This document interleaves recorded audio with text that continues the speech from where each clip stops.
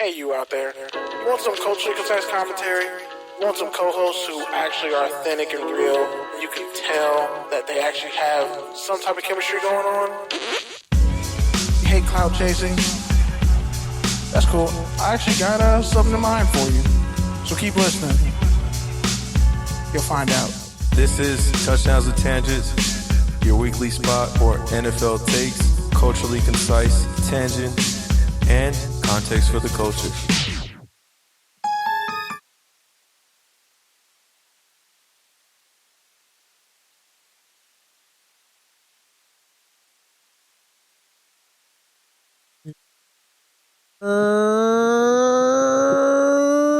Okay, I'm done. Man's got the board and acting like he don't know how to use it. Got me muted, ain't hitting the sound. I never on his muted phone. you. I don't know what he's doing. I never muted you. But yeah, this is your Thursday night spot for NFL takes, topical tangents, concise commentary for the culture. We are Touchdowns and Tangents, live from Hawthorne, California. Got a loaded show tonight for you. Got a special guest making an appearance. Kenny talked to him offline. The great Phil Robinson III, breaking down all the happenings with the Raiders offseason and what to look forward to or to be disappointed by in year two. Without further ado, Kenny, you want to play? Yeah, I'm not gonna give you all the depressing, backdrops of what all the stupid shit the Raiders have done. So I'm just gonna, let Phil speak for it. Yo, probably third.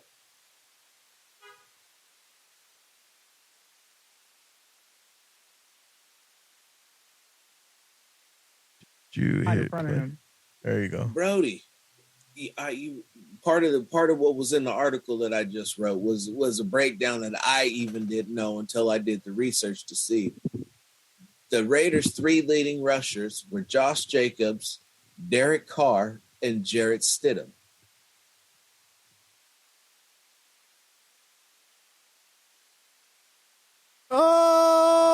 We didn't get any of your input. Oh, okay. No, that pregnant pause was there on purpose. Josh Jacobs was the league's leading rusher. What's that say for your backup running back that the quarterback that we all said never runs is the second leading rusher on the team, and the guy who got in for 2 games has got more yards on the ground than your backup running back. Now, I know that Zamir White has displayed the vision of T-Rash, Trent Richardson. That shit will never get old.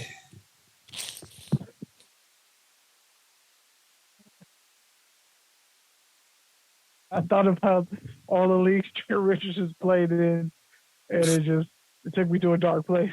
It's just there was never been 2 more perfect memes that went together than Trent Richardson missing that hole and LeBron holding his hands up to old J.R. Smith for that play that he made in the finals to blow LeBron's 50-point game against the Warriors. That was a beautiful day. Honestly, I don't know what's worse. LeBron's facial expressions after his biggest failures in the playoffs because of his teammates, or his championship win. Because that's one of the greatest memeable moments of all time.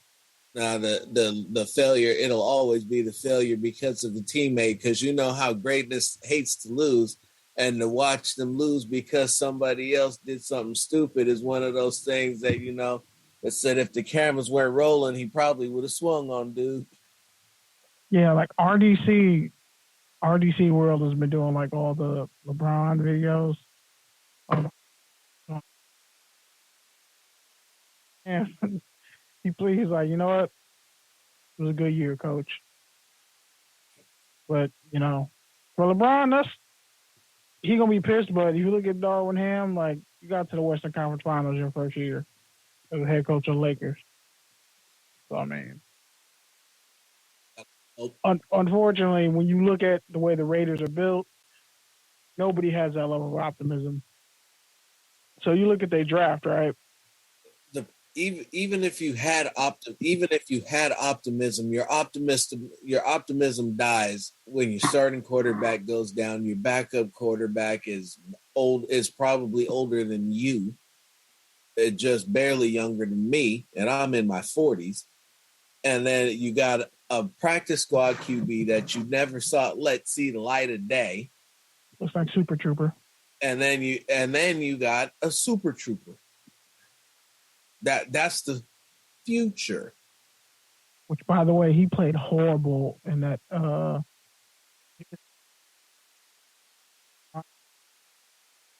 So many incompletions, missed so many wide open receivers.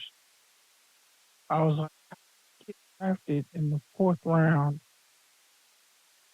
Like, it can't just be off he threw 50 touchdowns at Purdue and Charlie Johnson went off and he put up big numbers and that. It can't just be that. Yeah, it is. I don't understand the thinking behind taking him with everything that was left in that draft. Because he displayed a trait that McDaniels absolutely loves, and that was that the ball comes off his hand a certain way, and he goes through his progressions and he sees it. And while the throwing might not be there, we can clean up his mechanics, but I just need him to see it first. That's about the best that I got for you. Because I'm not gonna sit here and throw on the cape and save Aiden O'Connell. He's gonna have to get on the field and prove it before you ever see me say something that would prove him to be the answer moving forward. We'll set the bar at that. But there were so many options and so many different scenarios in which they could have done what they needed to do in order to make it happen, but they just found a way not to do it because our big thing is knowing our price and not exceeding it so that we can do what's in the best interest of the franchise. And I got to tell you, the addition by it's been subtraction by addition rather than addition by subtraction. And I could kind of see, like, if they saw some Andrew Walter in him. But that doesn't really still breed much confidence. And you already got Hunter Renfrow, who I don't know, like, his injury rating must be like at a 12 right now. He's probably not going to be returning punts and kicks anymore, so he's just going to be a slot receiver who has to produce like 1,000-yard receiver. And if you're not going to have him on special teams, do you really want to pay? You want a guy to have that much money as a second, third fiddle to a rookie tight end and Devontae Adams? Well, he's got larger issues because from what I've heard, rumored to be, is that he's still suffering from CRS.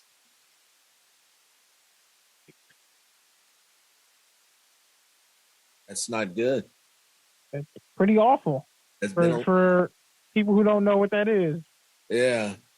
Can you explain that? They can't remember shit.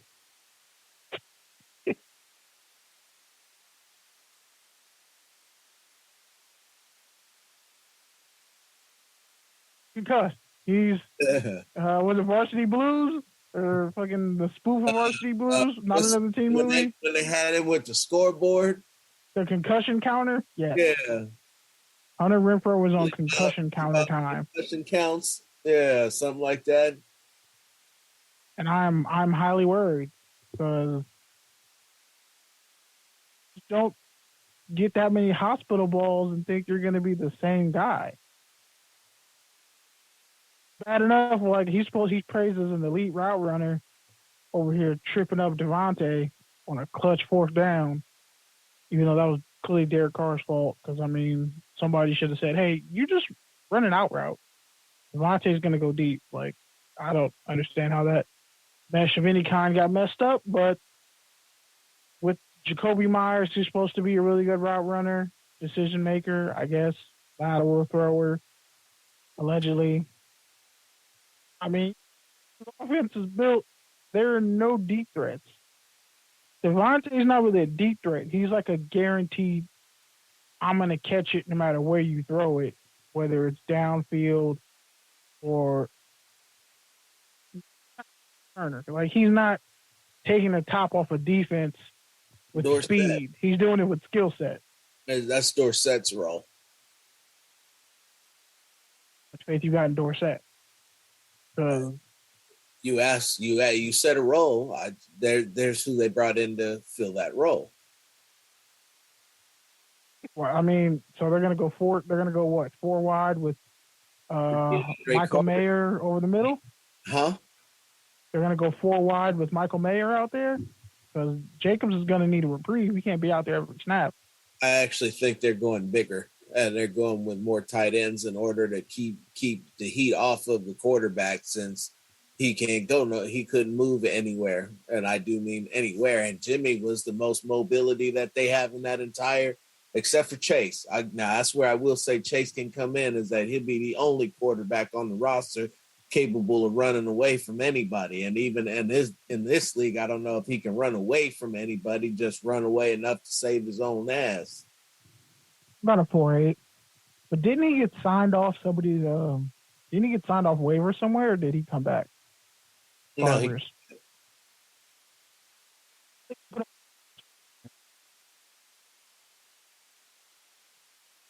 So it's kind of like they should well, be. if you're It was just his rookie year. in the league, what, 2 years, almost 3? I mean, they obviously like accrued, like certain things don't count. One? So like one accrued year?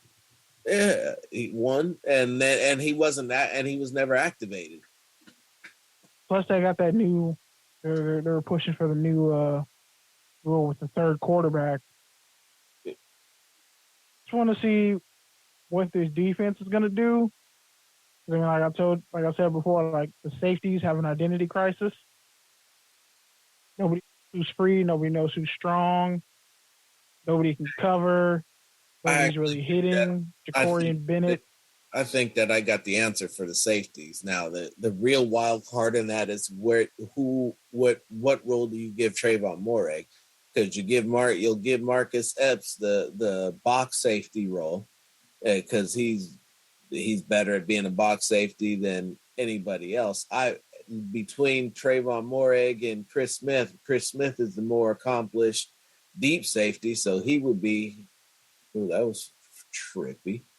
He would be who I'd want to be the up deep, because for everybody that said something about his speed, I went back and watched the tape and couldn't help but notice that I never see anybody get behind him. And that's because he understands where he needs to get to, and he gets to his landmarks. So it doesn't really matter how fast the guy is. Yes, you'll get a burner who can beat him to a spot, but as long as he can pick the correct angle and meet the ball, because you're really racing the ball, not the player. Eli Ringo got cooked a lot his last year in college. He got cooked like a well done brisket. And he should have, because he was expecting the ball to come out in 2.5 seconds or less, because he had the best defensive line in the country that was shortening up that time in the pocket that he had to cover. And anytime he approached 3 seconds, we're throwing flags. About speed, Jacory Bennett, 4.3 flat, Maryland corner. Maryland has been producing a lot of guys, especially at DB and receiver. Is he just corner number 1? Because these other guys they brought back provide no confidence whatsoever. I'll be honest with you. I liked Brian. I was a lot higher on Brandon Faison than a lot of other people. And when he left, I hate his number. Huh? I hate his number. We're 35. All I see him do is get cooked, and he's wearing a trash number for a corner. It makes me feel uncomfortable. You'll get no argument from me on that one. Either be in the singles or the 20s. You start, and maybe 40s would be safety. But I'll take 39 or 37 because those are elite DB numbers. Well, 39 is taken, and I wouldn't give him 37. Well, Loki had a good number, 29. Yeah, he was in the 20s. And then they're trying to give David Long Jr. 24, which I don't understand what they're doing to like Hall of Fame numbers for the Raiders. Like, why are they giving trash players or like guys who are only going to get incompletions 24? So you tell me. Is that a machete, sir? Huh? I thought you had a machete in your hand. I was like, what the hell? Said that's it, bro. You know what I'm saying? About to get to it with the machete. Can't blame you. No, I get attacked by this animal that sees me over here on the couch in the garage and desires to be pet.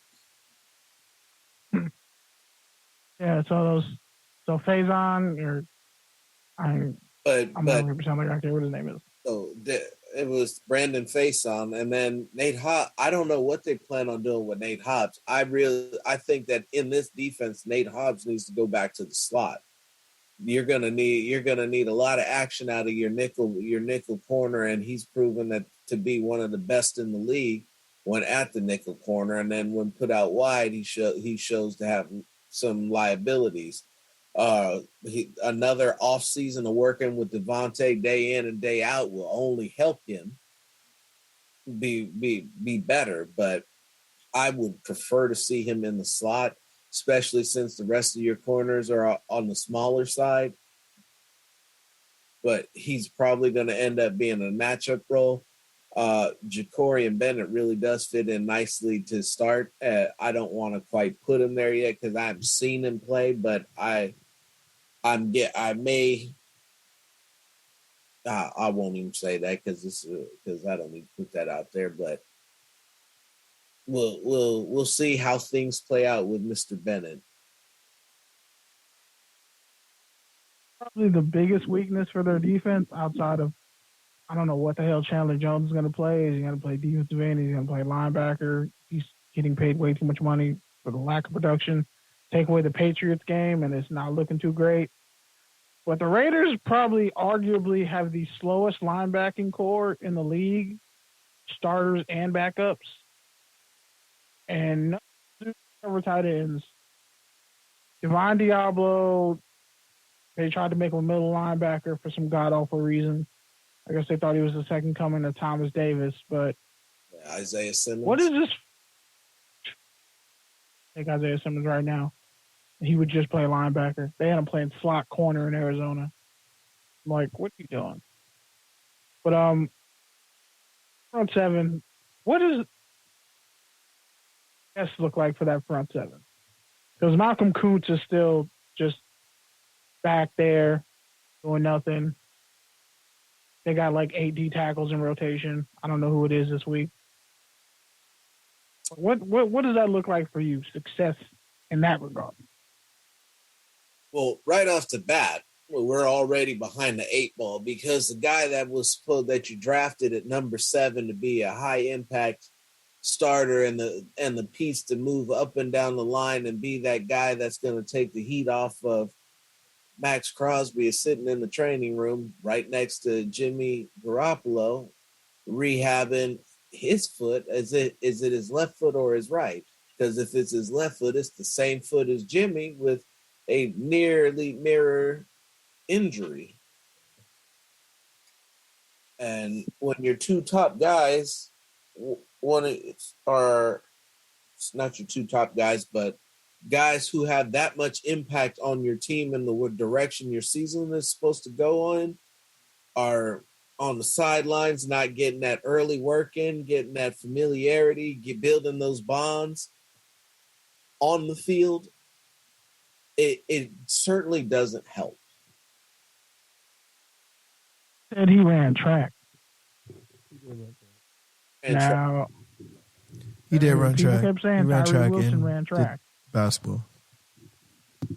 Just want to know, track, what does that speed look like on tape? Because I don't see 4.6.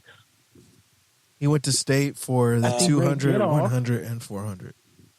So I'll tell you that if he ran track at his size, then them feet are finished, bro.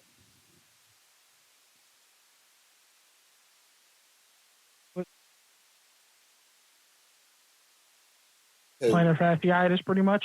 Man, bro. I said, you ever run track? My mom did. Oh, I did hurdle like one time in high school just for shits and giggles to prove I could do it.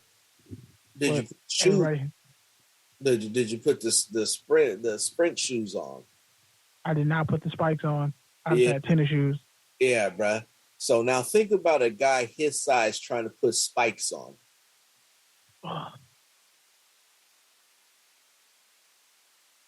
See, I can't feel it, but I can feel it. Right? You just think about. I was like, I ran track, bro. I did triple jump, long jump. Was decent at the triple jump. All right as a long jumper. Tried to high jump, wasn't very good. Didn't get that high up. But I ran a 400 once, and I had my track spikes, and those were the most uncomfortable shoes that I'd ever put on in my life. Fucked up my foot. I got plantar fasciitis too. But a dude his size, his weight, with a foot that big and shoes that little, just done for. There might be a medical study like pass rushers with bad feet versus good feet. Because Max is good so far. Mm-hmm. So he's just lean, never puts on muscle. I just want to know, would he be as great if he only played against left tackles? I see it. You sound dumb as shit right here. So to me, this Max has evolved his game. Like literally, he went to a pass rushing summit, and all the elite pass rushers said he was elite. For his particular style, now personally, now we'll get past my preferences for prototypical size. I say that's the best way to say that. Let the man talk. And go strictly to ability and gameplay. If you look at him, he's a flopper. He's a high energy, constant moving guy until eventually he slips past the guy and gets in. Now, does he have pass rush moves now? Yes, he's got some pass rush moves. He's slippery, but he's doing it more with elusiveness and attacking gaps and spaces than he is going straight through a guy. So could he do it against the left tackle? Yes, he could. I would have agreed with that. We're talking about 10. We're talking 2 years about 10 sacks. He hasn't busted out at the 15 to 20 yet. Well, last year his hands took a whole nother level. He could do 10 sacks against. That's why he had way more tackles for loss. If this defense doesn't turn around, that's why he was way better against the run. And he has 2 years left on that new deal? 2 or 3? There's a chance they lose him for an even bigger payday? Absolutely. Well, no, because you'd have to franchise him, but you'd have to pay him. That is the worry for me when like the linchpin of your defense is really a guy who just plays left defensive end. He can play right, but Chandler Jones, if you put Chandler Jones on the right tackle, is he still giving you anything? Does Malcolm Coots give you anything? Like, you have all these pass rushers and D tackles, and none of them are developed. It's like, for Patrick Graham, with the guys that he could have taken, guys who were fast, cover guys, like you got Simpson out of Clemson, I think Papo out of Auburn, ran a 4.36. I'm not just saying these guys because, they're fast, but, like, when you look at what this defense is, what's your outlook on the season and how they're gonna finish things out? So, I look at this defensive line now. We spoke about a bunch of different stuff. I mentioned Tyree Wilson, who I anticipated taking the place of Chandler Jones and relieving him of his duties, because at this point, I think the best thing that he could do is teach Mr. Wilson how to play the position to make sure that he plays it well. Tyree Wilson has a unique set of physical skills that the defensive line coach that they brought in from Baltimore, Rob Leonard, is going to use and develop. Their previous coach was not able to develop the talent to a level that was acceptable. They got rid of him. But they gotta take those young guys, those young big bodies that they have, and develop them, because with the way that they got what they're gonna need to do at the quarterback position, if Jimmy's not the guy, is you're gonna have to pony up some cash and pay somebody, because you drafted Aiden O'Connell, and that's just not it.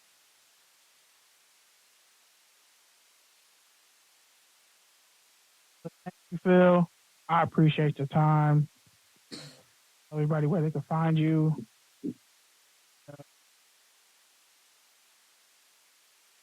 Oh, I got the fans. They're the real winners in this. I agree. So you can find me at The Unfiltered Truth on YouTube. You can find me at Raider Ramble. If you want to get lazy, just Google my name, Phil Robinson III, and it'll be amazing what comes out. Sometimes it even surprises me. But that is where you can find me, and look for the Raider Ramble tomorrow. I'm doing a write-up on Jimmy G's injured foot and what that means for the team. Actually, it's just a news piece about his foot. It's not going to be anything that crazy, aside from the fact that the Raiders signed a quarterback, put an injury clauses into his contract, and opted not to get a suitable backup aside from a guy who couldn't beat out Bailey Zapp and Mac Jones. And it was fitting that the car alarm went off just at that time, because it's just my favorite part. Bullshit that when I look at this roster and think, what the fuck are they doing? It just gets worse.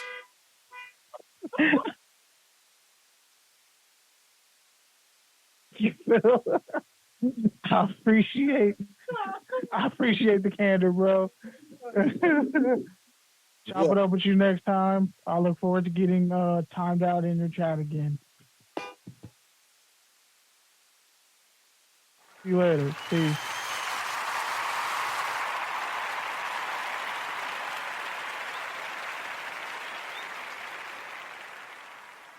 So that was Phil Robinson III chopping it up with Kenny about the Raiders' upcoming season, draft, free agency, all the above. Great stuff from both Phil and Kenny. That Jimmy G, holy shit! It didn't even surprise me. It didn't surprise me either. That's what made me mad. I was like, because remember when he visited the facility and then they reported that the deal was done, and then they were like, wait, hold up, the deal is not done. And then they were like, hold on, are we going to fuck this up? I imagine it had something to do with the physical they and probably the injury opinion. Provisions. Yeah, probably a second opinion. Probably got extra x-rays. Probably did some blood tests. See if like the blood in his foot is all circulating and shit. There's no like nerve damage or infection. You're not a doctor, bro. You don't know what you're talking about. Literally have you do all kinds of shit. Yeah, but you don't know that. You weren't there. I'm not saying they did it, but they do test your blood. Do they? Yeah. Do you know that for sure? Have you been? NFL players get their blood tested, bro. Have you been to Adrian? It happens. I'm not saying in this case. I'm just saying they do tests. Well, don't say that then. You don't know. I just said I didn't know. I'm just saying some of the testing could involve a blood test. It could be anything.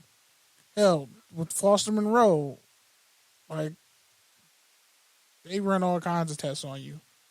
All kinds of pokes and prods and shit. And usually everything comes back good.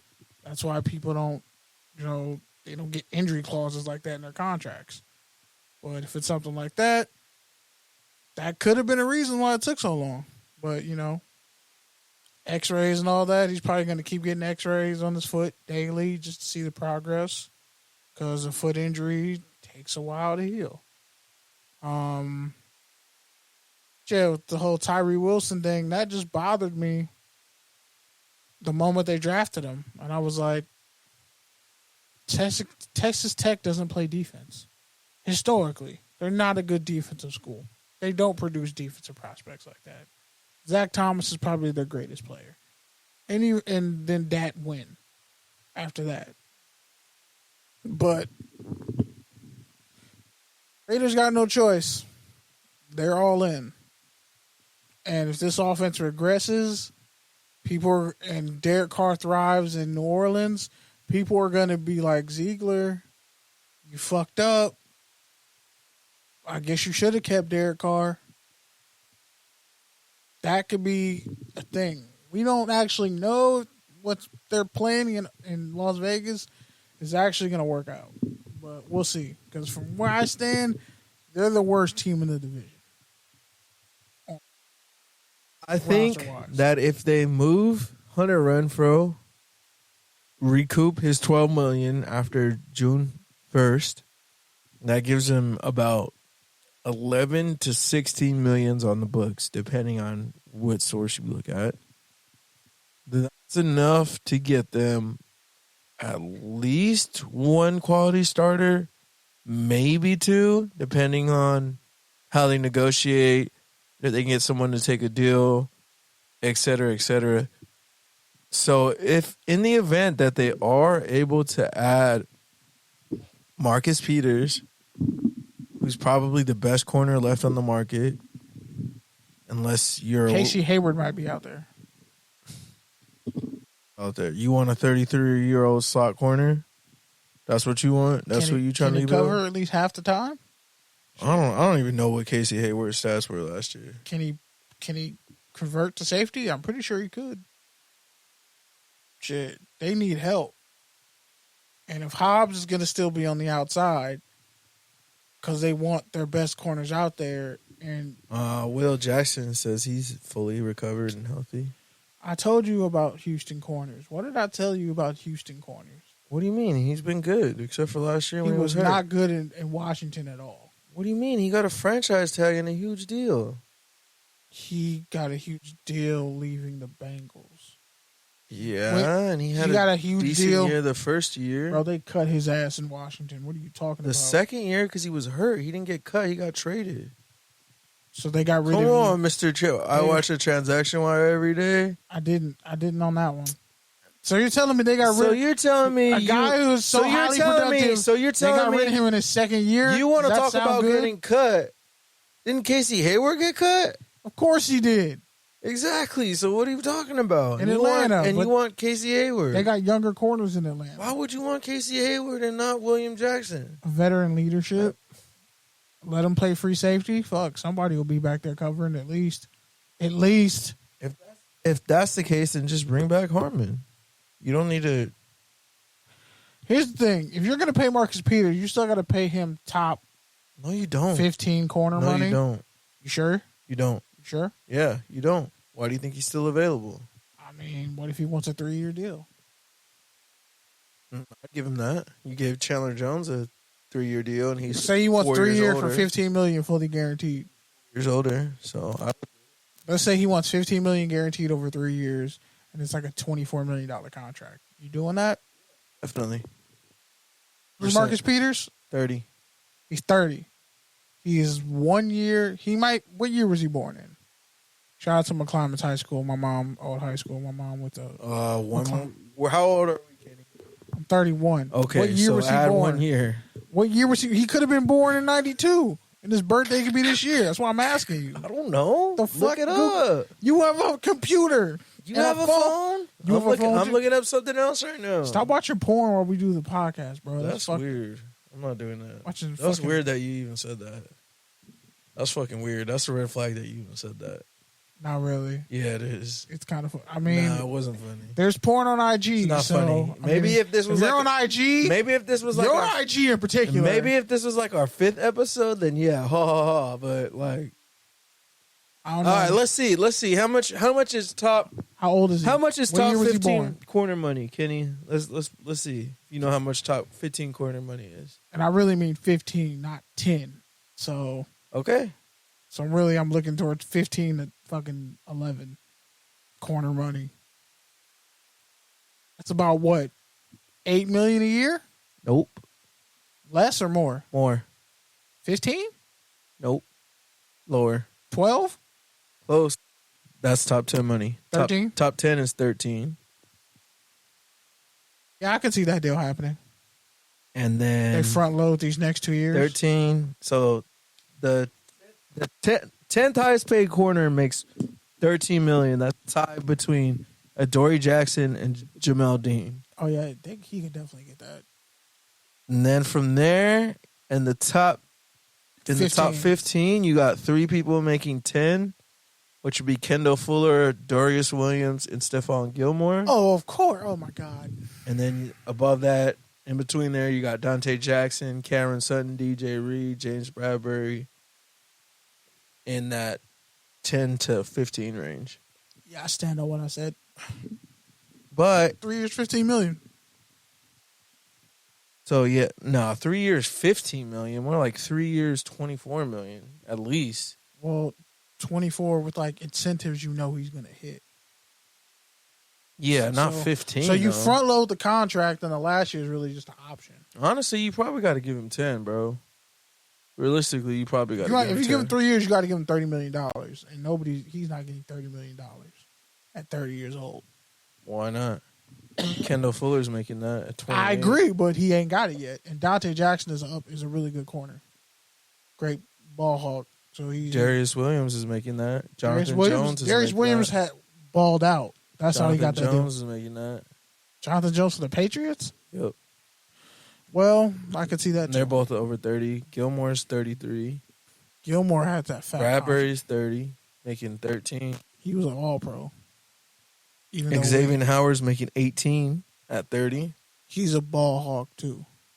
Yeah, but twice See, the player of Marcus Peters. The real question is where do you rank Marcus Peters amongst corners? Is he still a top 15 corner? No. I mean, he's definitely He's a top 20 corner. 25? He's for sure a top 20 corner. He's a top 25? For sure. 100%. Because Yeah. you can't give him top 15 money and he's a top 25 corner. I mean, even if you're looking at the top 25, If he was you're 26, still looking I'd at, agree with you. You're still looking at $8 million, bro. What the reason why I bring this up is that corners are making a lot more money than you think they are. That's Even the point the that top I'm 15 trying guys. to. Top That's the 20 point that guys. I'm trying to convey to you. Which is fair. So, even if you were to sign at $8 million, he's in the Rasul Douglas, Patrick Peterson range. So if you get rid of Hunter Renfrow, that's Marcus Chidobe Peters' money right. Awuzui making $8 million. I'm proud of you. Devon Witherspoon. I'm proud of you for actually trying to pronounce his name. Kenny Moore only makes $8 million. So it's like, it's a range. But that's what I'm saying is I will put him in that 8 to 10 range. Are the Raiders willing to? Do they even have that money? I just told you, if they trade Hunter Renfrow, they for sure have that But they money. could have done They that. can also do. They can't do that now because if they do that now, they'll only They're on save. the hook. They'll be on the hook for $5 million I'm saying instead of $1 million, They and could've- they'll only save $7 million instead of saving $11 million. Had they done it before the draft, they wouldn't have been on the hook at all. No, they would have. They still would have been on the hook. So they have to wait till June 1st Yes, to June clear 1st is the everything. day. Yep. The other alternative would be to trade Andre James, but considering they did nothing on the offensive line, In the I don't draft. think that's going to happen. Can't trade Andre James. You have to trade a guard. The other option would be none of the guards make any real money, so it doesn't really matter. You can just keep them and let them sort themselves out. He's not The going to only restructure the deal. other real option is, well, you can make other little odds and ends. You know, you can cut other little players that make $1 million here, $1 million there, and that could add up. But Renfro's your biggest. realistically, movable it's going to be contract. Renfro and James. Those are the two most movable contracts they have. The third one would be Bilal Nichols. Now they can save half of his contract by cutting him outright, or they can save $5 out of his $6 million by trading him. I was thinking James. And but considering that they have like 20 defensive tackles, it's a possibility that could happen because, I mean, even though he didn't have a great year, he showed some ability and he has scheme versatility. And he's only like 27, so he does have a little bit of value. I don't think a lot, but a team with some cap room who runs a 3-4 defense and needs some added depth along the front line, I could see them giving up a 6 or a 7 and taking on Nichols' contract.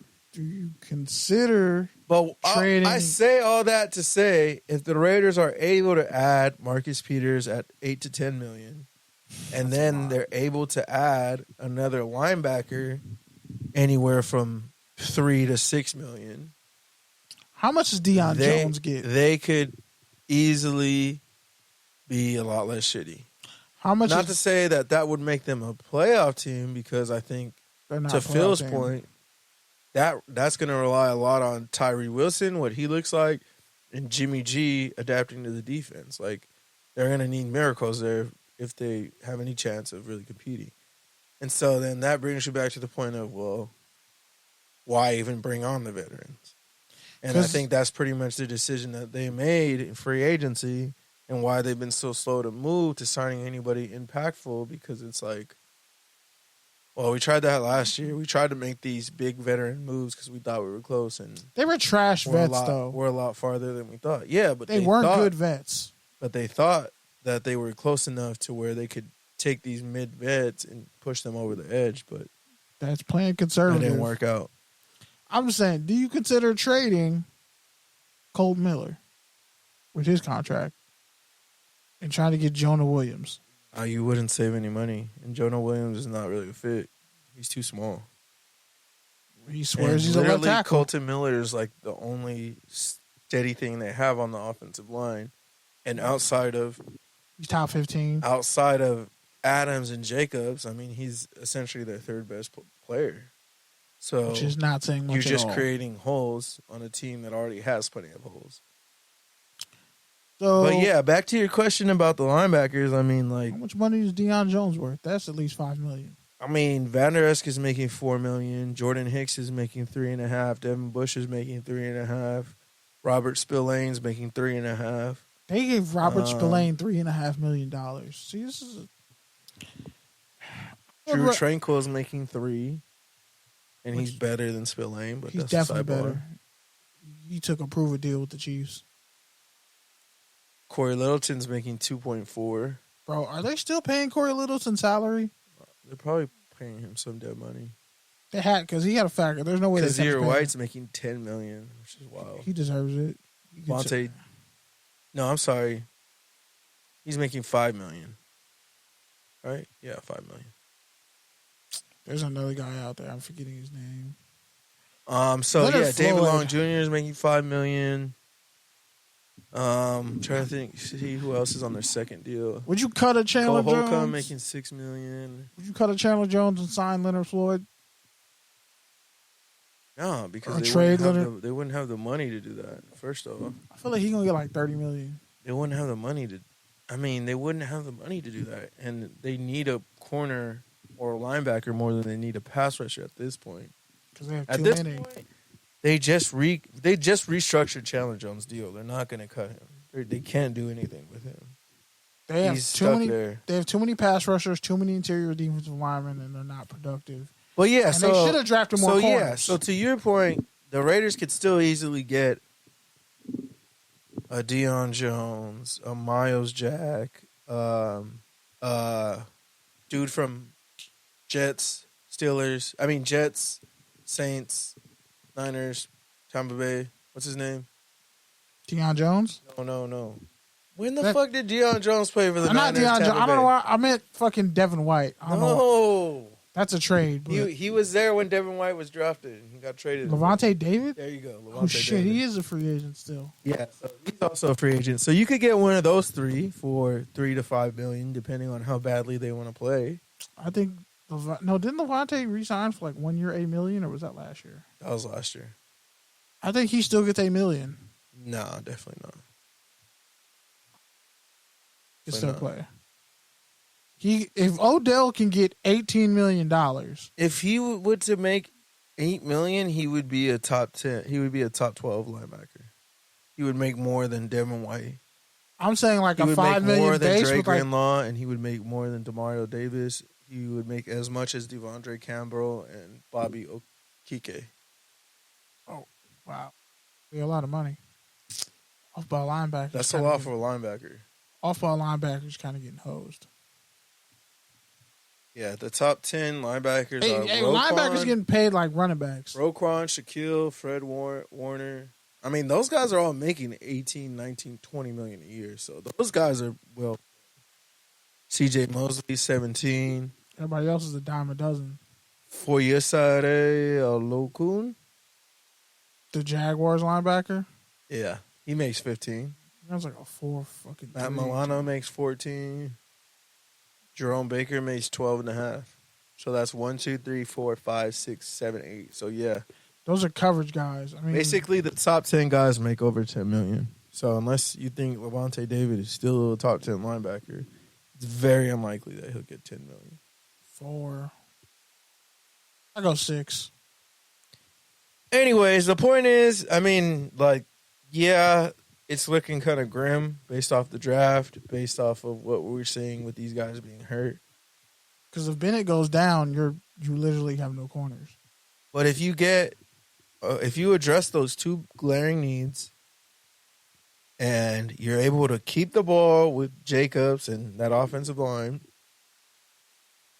anything is possible. I'm not saying they're going to win a Super Bowl, but they could squeeze out a 500 team just off that formula. You still have to pay Jacobs.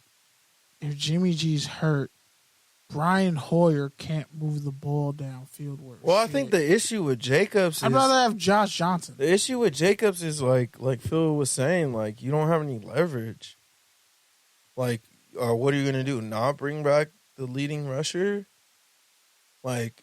And you really should have just honored What are you going to do? You should have honored his fifth-year option. You don't have anyone behind him. That was the first mistake. So you really don't have any leverage. And you see where the rest of the running back market is. You know, There's Austin guys out there. Eckler, he wanted a pay raise. He didn't get it. He got did. incentives. He got incentives. He didn't get a pay raise. He got structured incentives. And then he got an incentive.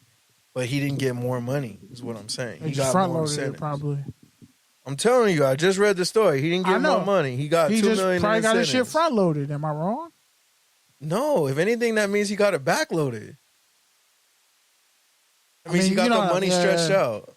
No, I'm saying like they gave him more money. They gave him thing. more money this year, so if they want to cut him next year, They're not giving him more money this year. They're giving him more incentives this year. That's what I'm telling you. Yeah, it sucks. And Delvin Cook wanted out. Now he doesn't because he realizes there's no market out there. I thought they wanted and him the Vikings. The Vikings wanted him to make a pay cut. He didn't want to make a pay cut and said, trade me. But now he's realizing there's not really a market out there. But he's productive as hell, so he kind of earned that money. I mean, Madison has not looked bad when he's been in spot duty. So spot duty though. But that's what I'm saying is that's leverage. That's leverage that the Vikings have that the Raiders don't have. Because they don't have anyone that they can point to and say, yeah, this dude can still average 5 yards a carry. Their O-line's kind of trash. So it's like, well, what are you going to do? You're going to release Jacobs? I don't think he's going to find $10 million out there. He won't unless he goes to Miami, but they're not paying out that. They don't have cash like that. They drafted the Texas A&M running back for a reason. They want the speed. So that's why it comes down to a situation where, like, okay, are you going to retire? Are you going to sit out a year? Or you're going to take this $10 million guaranteed and figure it out next year? Or you get that, fat 20% increase. So now you're getting your $12 million that you want so desperately. Or if they franchise tag you again. Man. But by that point, his value will kind of be done. The only person who won in all this is Odell. That's crazy. So, yeah, realistically, the teams that could get him with over $20 million in cap space, let's go over 15 in cap space, would be the Texans. Don't need a running back. Cardinals, maybe, but their franchise is a mess. Packers, they don't. No. Colts, no. Lions, no. Panthers, maybe. No. Bears, no. maybe.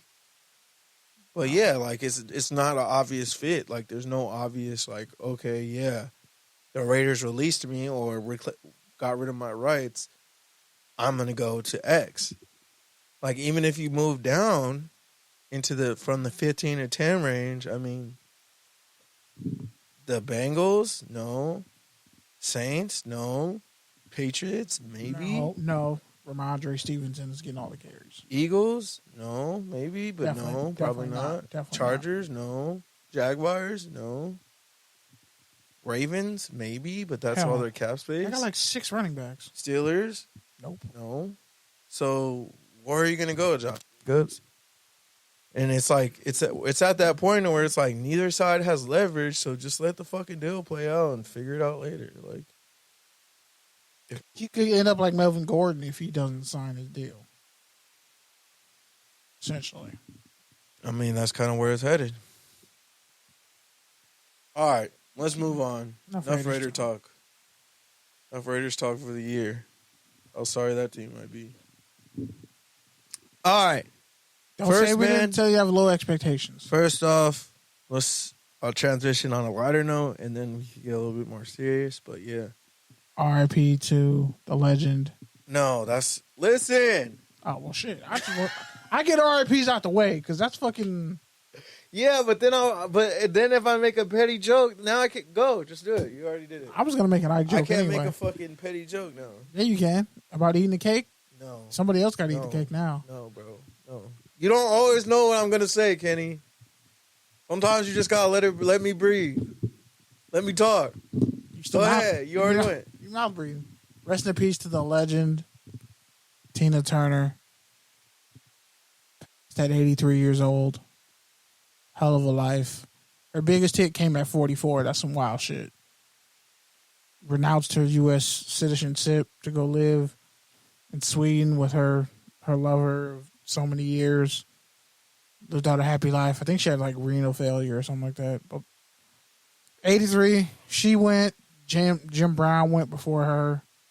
They say legends go in threes. A couple other famous people who y'all probably don't know died. It's a guy who played in Thor, all the Thor movies. He was one of the Friends 3. He passed. So yeah, man. Jim Brown, legendary civil rights activist. He lived like 8 different lives. Legendary people, man. They passing on. So hold close to your idols. Yeah, and if you don't know, that Ike Turner meme was fucked up, but it was funny. Anything else you want to say, or can I talk? Go for it. Jesus Christ. I was going to say, if you don't know the influence that Tina Turner had on rock and roll and popular culture, you should definitely look it up.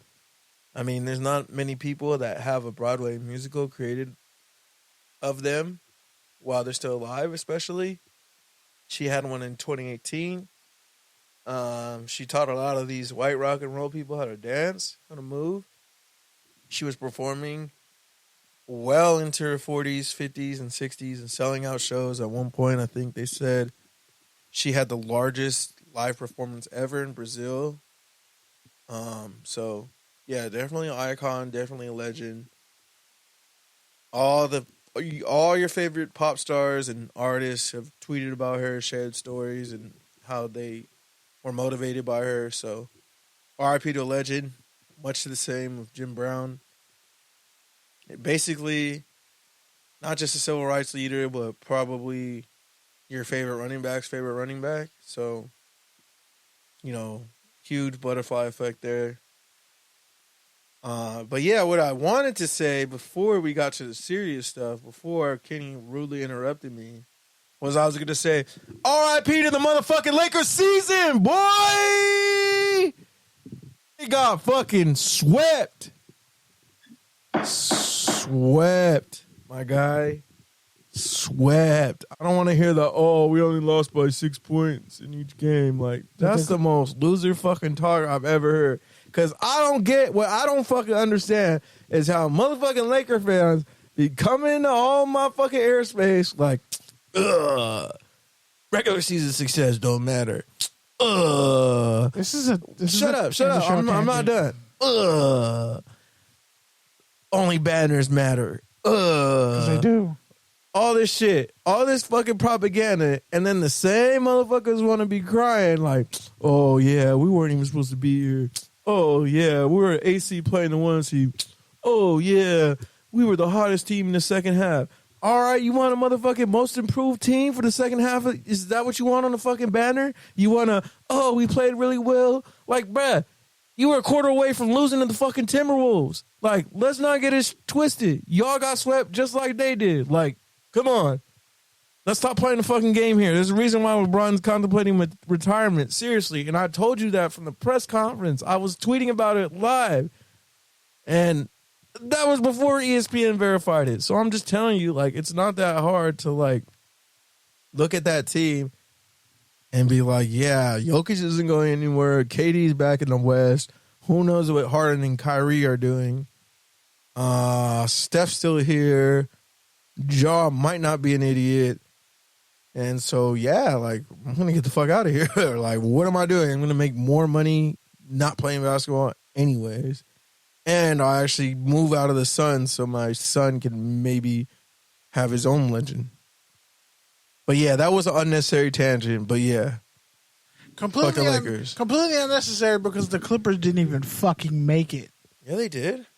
To the Western Conference Finals. Okay, this who year? cares? Who cares? What do you mean, who cares? Who cares? It doesn't matter. We both lost. That's what I'm talking about, but bro. They got further. But that's what I'm talking about. They got further. But that's what I'm talking about. And it doesn't matter. It does. It doesn't matter. We both lost. The Clippers still have zero either of us getting a banner? No. The Clippers have no so banners. It doesn't matter. We both lost. The Clippers have no banners to respect. That's what I'm saying, though. Is like, okay, so when the Clippers go farther than Lakers, every year except one. Every year except for one over the last 15 years, it doesn't matter. 15 years. But that's what I'm saying. You're making a UCLA football argument, and it's bad. No, that's what I'm saying is it doesn't make fucking sense. Because when the Clippers finish farther than you, as they have for every year except for one over the last 15 years. I'm not all Lakers fans. The Clippers have finished better in the regular season and the postseason than the Lakers every year for the past 15 years. Except the bubble championship. Every Laker fan says, oh, that doesn't matter because you don't win a championship.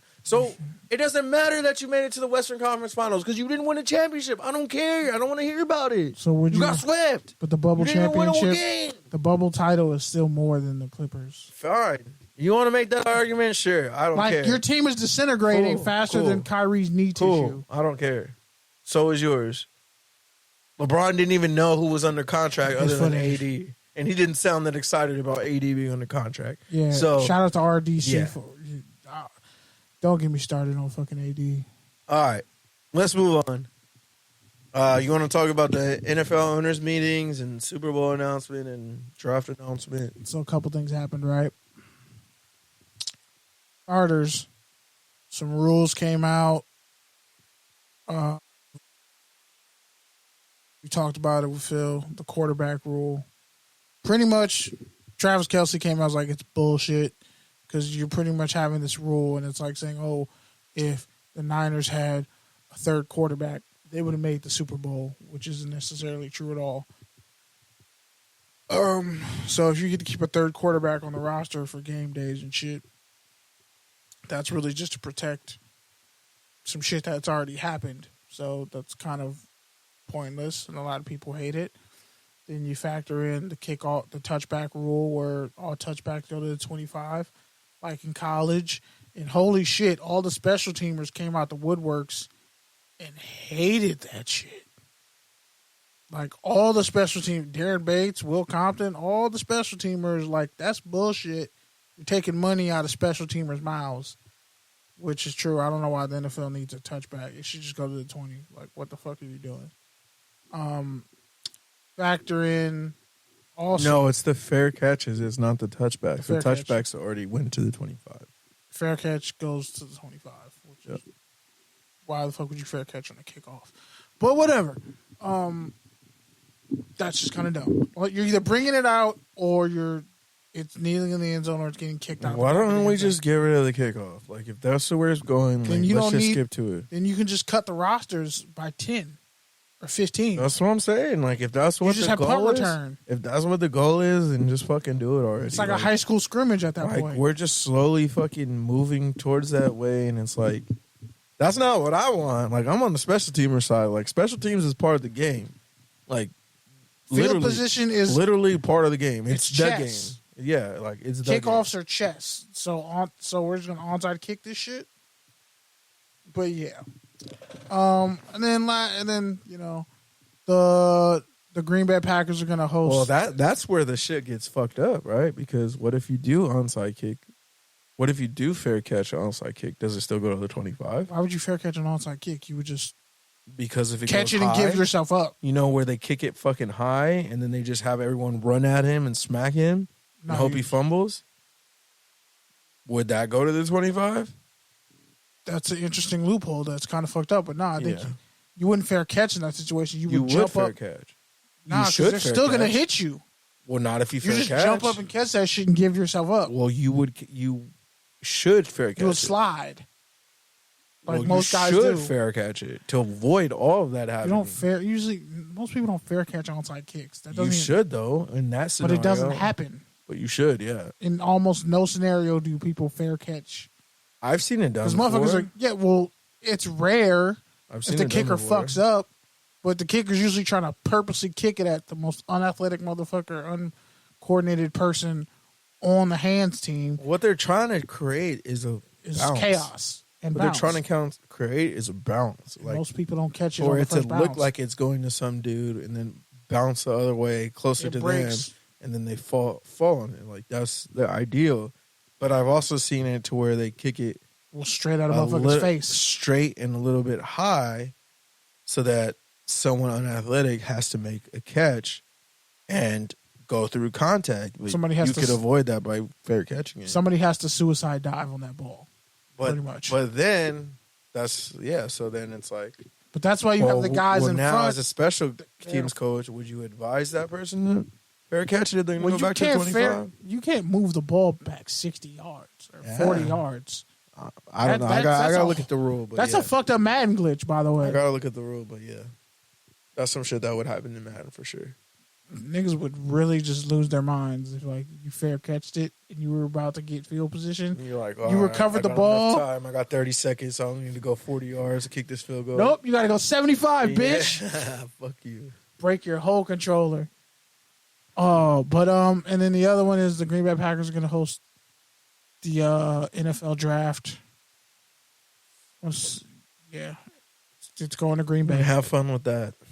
I hope T goes because in the Super Bowl. That's going to be a fucking mission, bro. Yeah. Super Bowl. Because I don't even think you could catch a straight flight. To Wisconsin? To Green Bay. Wisconsin? I think it's like a mobile situation. You got to catch a flight to like a major regional airport and then catch a smaller plane to the regional airport. You should get TN and ask him about Midwest geographics. Because obviously you wouldn't go to Chicago and then go to Green Bay. Well, my cousin went to that Rams game on Monday night, and that was like in the middle of like when travel was the worst. And it was also winter, so his flight got canceled. And this dude bought those tickets like a year in advance, like planned his whole trip. So he was kind of fucked, but like, so he was like, I guess he was like stuck in somewhere like Denver or Dallas or something. And he was like, well, what about Milwaukee? Yeah. And they're like, well, I think he was trying to get to Chicago and that was snowed in or like whatever else he was trying to get to, like 3 of them. And then he was like, well, what about Milwaukee? And so Milwaukee had like one flight. He caught it, got a rental, and I guess it's like 3 hours from Green Bay. So it was like a whole ass drive. He ended up missing like pretty much the first half. Got there like at halftime, but he had a good ass time. He was happy, but it was a fucking mission. Yeah. So, you can catch a train from Chicago to Wisconsin, though, right? You should be able to. I mean, yeah.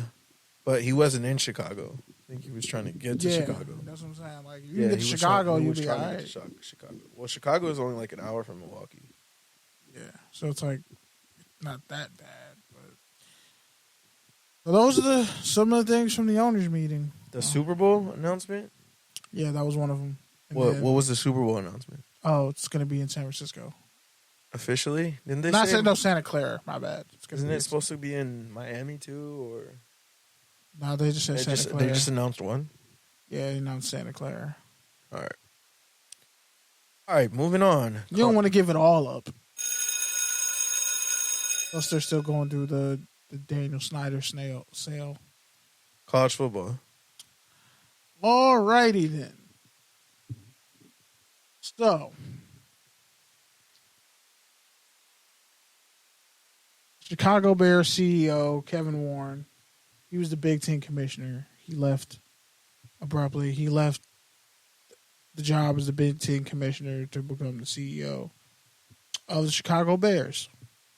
Now, what he left behind is like the biggest TV deal in fucking college football history. That $7 billion TV deal that everybody thought was done. Turns out it's not.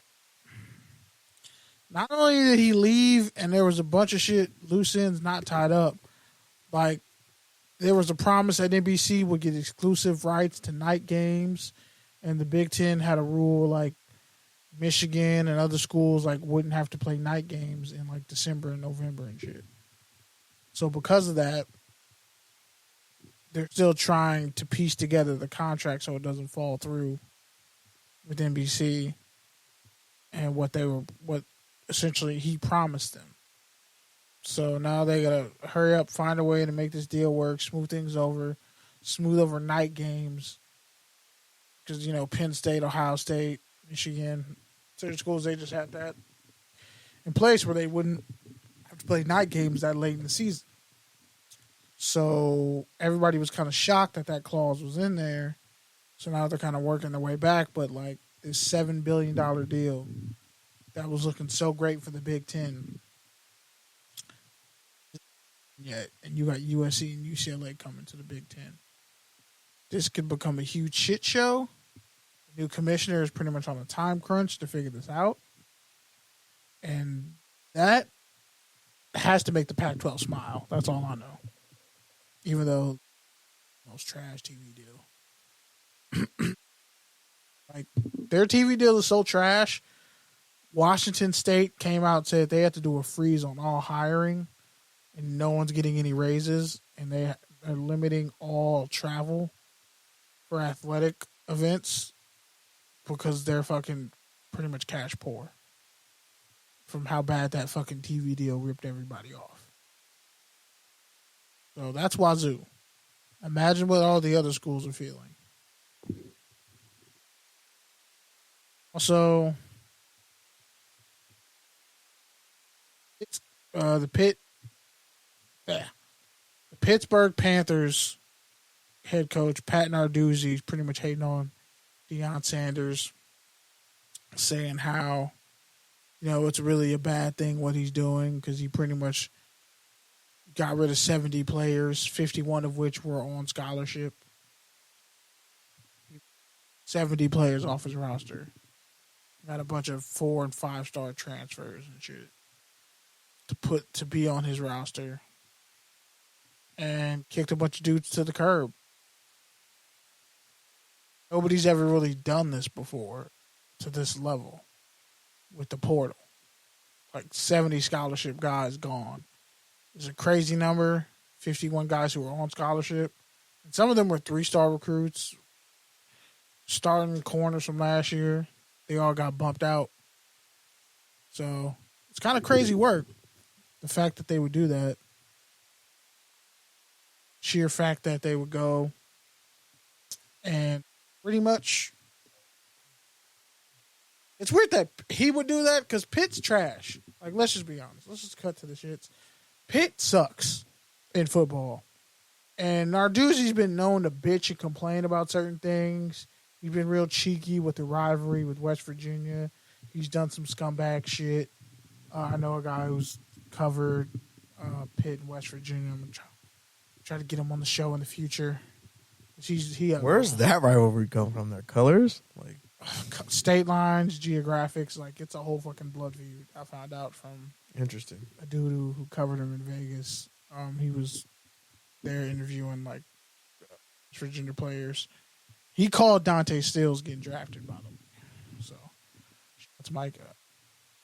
But yeah. So funny that he's saying all this when he got JT Daniels and there's shit going on down there. Not JT Daniels. He got what's his face? The other USC quarterback. The one who I told you I was trash. Fuck. What's his school now? Damn it. Not Max Brown. Fuck. He got hurt and left Pitt. I'm there.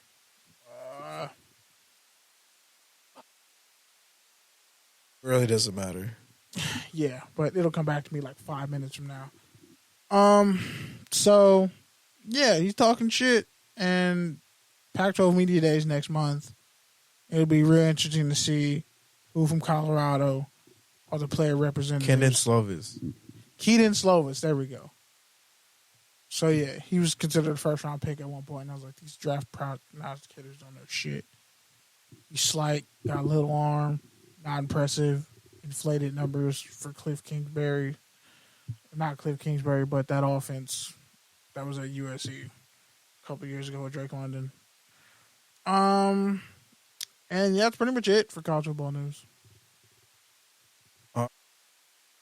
You were giving that. I learned a couple things. One, Condoleezza Rice owns part of the Denver Broncos.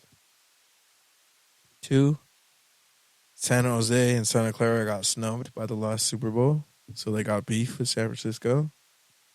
They're hoping that this edition will be different. Because they stole San Francisco's team and now they have a stadium and RIP Great America?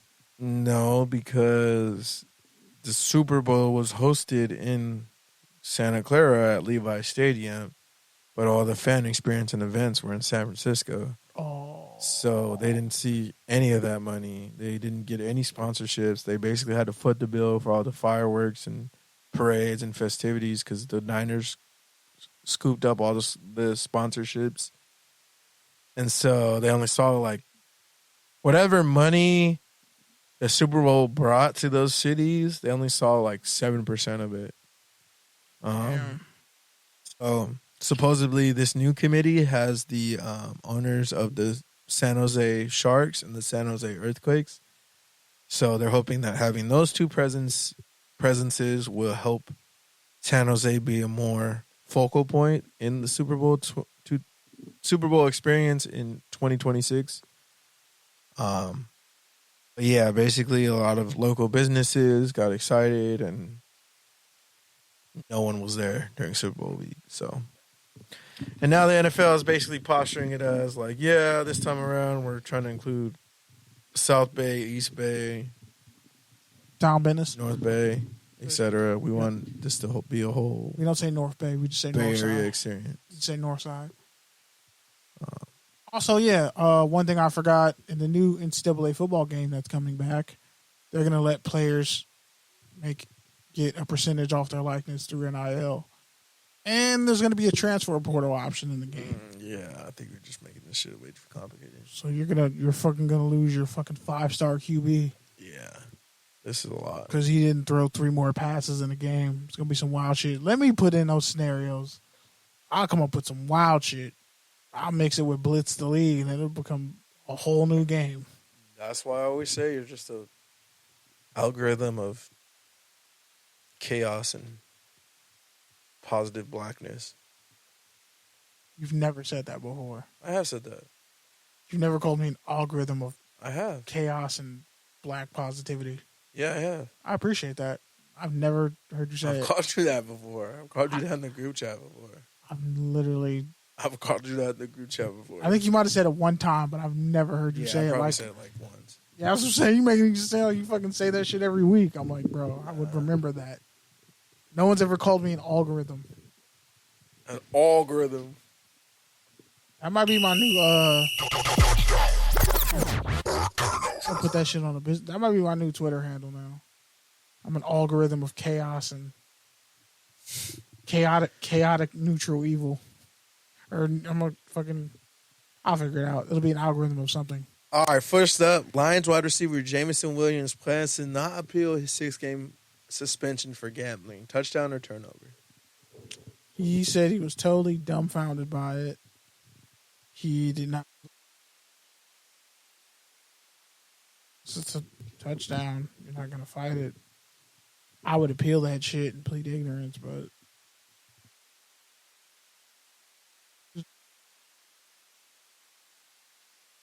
I would appeal that shit, though. I'd be like, I'm sorry. I didn't know. It was an accident.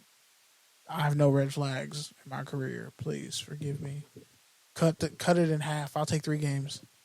I would have appealed. I'm going to say it's a turnover because the Lions kind of need him, and they definitely need him. Who knows where they'll be at after 6 games. Yeah. Sure, the rookie running back. Hurt.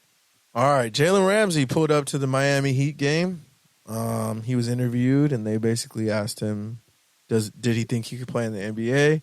He said he definitely thinks he could play in the NBA. He thinks he could average at least 10 points a game, and compared his game to Russell Westbrook.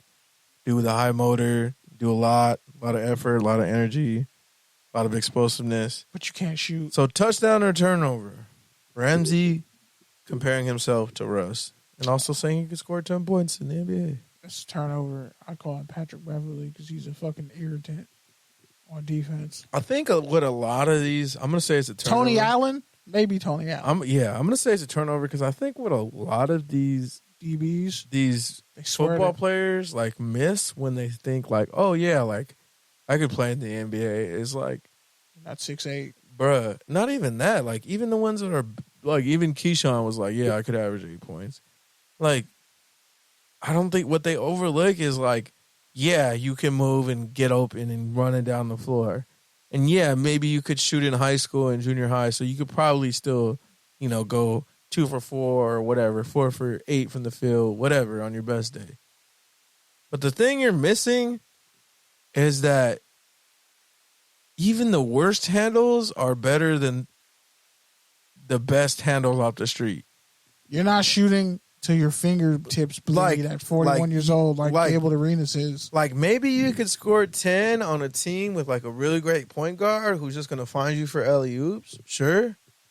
But handling the rock with these players that all they do is play defense, you're not breaking a press. I'm sorry, Jalen Ramsey, you're not going to break a press from Pat Beverly. They're going to just let you stay in the fucking elbow. They're going to let you stay in the elbow. They're going to run plays. They're not going to let you catch the ball. They're going to run you off the floor, essentially. You're going to have to just move consistently and slash and catch a couple dunks. That's going to be how you score your 10 points. You're not going. But you're not pulling up from 30 and hitting the shot, or we don't believe you. You don't have post moves like that. You're bringing up people. DK did that shit. Jokic will cross you up, bro. For real. First off, flopping. Football players are much more physical than basketball players. Not even close. I think Kwame Brown would beat Shannon Sharp's ass, but that's a whole other story.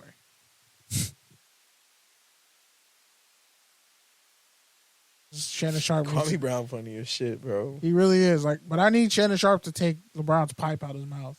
It's fucking ridiculous. You're not fucking him. Savannah is. He already got kids with Savannah.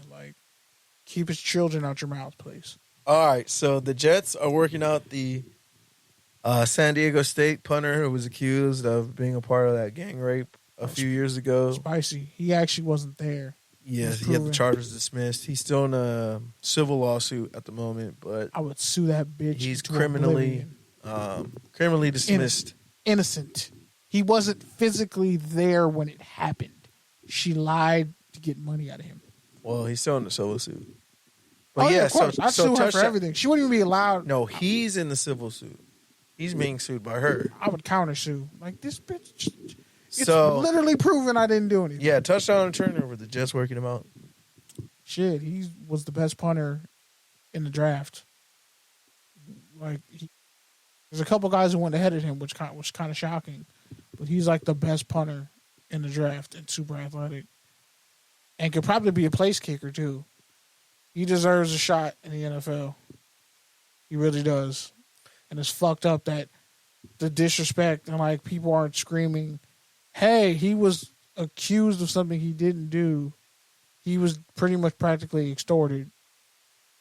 He's damn near being extorted through the legal system. Like, that's the fucked up part about this country. Like, you could beat a case and prove your innocence, and someone could still take you to civil court for money. That's fucked up. All right, Russell Wilson says he's leaner and meaner this year. They did a side-by-side, and he does look considerably skinnier. So, touchdown or turnover, leaner Russ. Does Future have a song called Touchdown by any chance? No. So Then I'm just going to call this a turnover. he looks like you before and after your staycation. That's fucked up. All right, catheter boy. All right. AP says he is not retired. I don't think he played last year. He didn't play last year. Did he play the year before? He did. He played with the Seahawks, right? They had like no running backs. He scored 1 touchdown. So yeah, touchdown or turnover. Adrian Peterson saying he's not retired. I need AP to retire so I can enjoy his Hall of Fame speech. First ballot, by the way. Greatest running back since Jim Brown and Barry Sanders. He's top 5. There's not many running backs better than Adrian Peterson. You can name 4. He's way better than Emmitt Smith. If you put Adrian Peterson on those Cowboy teams, they win 6 fucking Super Bowls. This motherfucker was the best running back in the league as a rookie. I think he broke the rookie record against the Chargers. He broke the league rushing record. I think the tough part of comparing Adrian Peterson to like past running backs is the fact that he's like he runs just as hard. That similar style. So it's like, and he's fast. He's clearly the best running back of this generation. But like when you stack him against those old generations, it's like he could play any era. I'm not saying he couldn't play. I'm just saying he can catch. His hands are criminally disrespected. What I'm saying is when you're splitting hairs with those other great running backs, it's like it's hard to say that he's better because they did it first. He's better than Emmitt. And they played in a time when everyone was playing that way, and when defenses were a lot more physical and a lot better at tackling. When he came into the league, they were still playing defense when he came into the league. Ray Lewis was still in his prime. Fuck you, mean? Yeah, Ray Lewis, Brian Urlacher. Yeah, no. Nah, bro. We're not going to sit up here and shit. Yeah, no. We're not going to shit on Adrian Peterson's career like that. Yeah, no. I'm not shitting on Adrian Peterson's career at all. I literally said he's the best running back of this generation. He's top 5. And he's probably top 5. But I'm saying, okay, Walter Payton. When you're trying to compare him. Jim Brown. You could say Gale Sayers, but I'm not going to say Gale Sayers. But I'll say Walter Payton, Jim Brown. But that's what I'm saying, bro. You can't really compare them because, like Barry Sanders, Jim Brown retired early. Barry Sanders retired early. He was the best player in the league. They both retired early, though. So it's like you can't really even compare them to Adrian Peterson because Adrian Peterson had such a long career. So it's like you really can't compare Adrian Peterson. Did Barry Sanders ever rush for 2,000 yards? You can't. I think he had like 1,900, didn't he? 1 year? That's not 2,000, is it? Didn't AP rush for 2,000 yards like twice? But either way, he retired at 28, 29. So bro had his knee obliterated. Adrian and came Peterson back. had another like Eric Dickerson 5-10 years. Bro, he had his knee obliterated, came back. And I don't think you're the single greatest season of all time for a running back. Me, bro. Off a blown ACL. I don't think you're listening. I'm listening to you, and I get what you're saying, but he might be top 3. That's all I'm saying. He's top 3 for me. But even your top 3, it's like saying T.O. isn't top 3. Even your top 3 running backs, 2 of them are interchangeable. Not even in the top 10 of stats. Who? Barry Sanders and Jim Brown. Barry Sanders is the notable fucking GOAT. Yeah, you have to. He's a novelty. He was, but he didn't do it long enough to be. He was that great. He was that great on the Lions. If you put him on any other team, come on. It's like putting prime Randy Moss. Chicago Bears. Yeah, bruh. Adrian Peterson's 2,000-yard rushing year came in 2012. That's fucking incredible. They weren't playing defense. He blew his ACL out. They weren't playing defense. He blew every ligament in his league and came back. Can you agree that they weren't playing defense in 2012? It doesn't fucking matter. He blew. All right, as long as you agree with that. They were playing defense. Nah, fuck that. They were playing defense. Agree with that. You're being disrespectful. As long as you agree with that. Now, when he had that 90-yard run for the Redskins, I'd be like, they weren't really playing defense like that. But, he still's like the oldest person in the league to have a fucking 90-yard touchdown run. Like, AP is really... Who was the defensive player of the year that year? I don't fucking know. Take a guess. Kuechly? No. Kuechly wasn't in the league then. That was like his first year. 2010. So Von Miller. It might have been. Was it Von Miller? Von Miller came out that 2010 class. So if it's 2 years later, he either tore his ACL that season. No, that was literally Luke Kuechly's rookie year. It's crazy. Boom! See, I know but it wasn't Luke Kuechly. It was Patrick Willis? Nope. Was it a linebacker or a defensive end? It was a corner? Getting warmer. It wasn't Troy. Definitely wasn't Troy. It wasn't Bob Sanders. What? Alton Smith. Was a second-year player.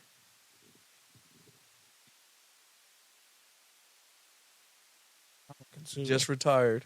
Getting warmer. It wasn't Gerald McCoy. Getting colder. Okay, so I said Sue. It wasn't Sue. It said it wasn't a DB. It had to be a linebacker or a defensive end. He played at a... Julius Peppers? What his owner called a asylum. J.J. Watt. Yep. I said Mario Williams, but I was like, nah, Mario Williams. 20 sacks. Yeah, the first time he had 20 sacks? The first time he had 20 sacks. That man was really a fucking D tackle. All the defensive end because he was so goddamn big. That's ridiculous. Good for him, though. He's living a happy life and shit. I think he's golfing or whatever. All right, next one. AP still one of the fucking GOATs, though. AP might be better than LT. And I don't... It takes a lot for me to say somebody's better than LT. Because I would almost put LT behind or next to potentially above Jim Brown. All right, well... And Marcus Allen. Holy shit. We already talked about this one, but I'll say it again. Austin Eckler restructured his deal. Got $2 million in incentives, touchdown or turnover. He doesn't score a touchdown, so... It would be a turnover if they didn't re-up his deal. Did they draft a running back? Maybe. They did draft a receiver, though. They drafted Keenan Allen's replacement. Johnson. All right. He had a cold-ass suit, by the way, at the draft. Steelers sign veteran pass rusher Marcus Golden. Touchdown or turnover? This is a depth pick. I won't say it's a turnover. Just in case TJ Watt gets hurt or suspended for PEDs. And that's what you're going to roll out? I mean, he's had success in the league. Yeah, he has. Not in like 2 years, but yeah, he's had success in the league. So, Missouri, a lot of people said he wasn't going to make it. They have the Chargers have Elijah Dotson, Larry Roundtree, Isaiah Spiller, and Joshua Kelly behind Austin Eckler. That's a whole lot of mid. A lot of mid. That's fucking a DeRozan 18-footer. Josh Johnson re-signs with the Ravens for his third stint. Touchdown or turnover? This is NFL record 14th NFL team. Jersey collection sig, and he's been in like 2 other alternative leagues. Put that man's bio in the Hall of Fame. Child Bennis. One of the greatest to ever come out of Oakland. They should just make like a sick quilt jersey just because. They should. I'll wear that shit. I don't wear people's jerseys. You over here slandering Marcus Peters. I'm not slandering Marcus Peters. My mom went to fucking high school. My mom went to high school with his uncle. His whole family. The Peters and the Bears was tight. On you. All right. And I wasn't slandering him. I was saying There's not. You were saying he's not 30 top million 25, bro. I said he is top 25. I said he's not top 15. You said it with the question mark. You said, is he not 25? Well, there's 32 teams. There's 32 teams. You basically said he's not corner one anymore. Is he? For what teams on a run? For the Raiders, he definitely is. You can't afford him. Take or tangent. NFL. Well, let's go this way. Andy Reid called the new fair catch rule flag football. A bunch of other special teamers chimed in, hated it. So Travis take or Kelce tangent. hated it. Take your tangent on the new fair catch rule that we already talked about. You got to listen to the players when they say something's bullshit. They're the ones out there. They're the ones that know. Like how the NBA just doesn't call traveling anymore. Yep. That's when they did. This one is yours. I don't know what this is. The Patriots were caught cheating again. Take your tangent. They had the players out there for too many hours. The coaches overscheduled. Oh, yeah, and they lost 2 OTAs. I did see that. Yeah, they lost the 2 days. They were supposed to have it today and yesterday. You think Bill Belichick cares about OTAs? Probably not. He doesn't. But So, the players doesn't matter. The players who didn't get to be seen that day probably do. I'm just saying. I mean, if Miami lost a Death? first-round pick for fucking up the concussion protocol, I think that should be worth at least a 7th-round pick. Take a 7th-round pick from them. Death, taxes, diabetes 2 being uncurable, or diabetes being uncurable in general, and the Patriots cheating. Those are the constants in life. I can't believe you're just chasing diabetes, Kyle. Like, it just really makes me sad. I'm not this chasing. motherfucker act like he never heard of diabetes until 3 weeks ago. I'm not acting like that at all. What are you talking? No, I'm not. You are. You're acting brand new. I'm not acting brand new. You are. You're acting like the light skin. I want a brand new life. You're acting like the light skin. Part of me. The light skinned dude who just finally met his black family after like 15 years. So Logic, when he met his dad and his dad asked him for money. And talking about My rap brother. music. Yeah, exactly. What up, King? Exactly. Yeah. And that's funny because you're wearing a Hotep shirt. Shout out to Dewan Brown, C-Sun alum. Makes really great shirts, like for real, like really good quality. I'm warm as fuck right now. All right, so the Colts are satisfied with the way that the luck tampering was settled. Basically, it was reported that the Redskins or whatever Commanders reached out to Luck last year when they were exploring quarterback options. I guess the Colts are happy with the investigation. Turns out they didn't talk to him at all. Yep. So take your tangent. Let that man live his fucking life. He almost lost his leg. You ain't even talked about football. That man over here fucking smart as hell, rich as hell, got a whole kid, living his life, got aspirations beyond football, brilliant. You know? Nobody's fault the Colts ruined him. He had a Hall of Fame trajectory and they fucked it up. That's their fault.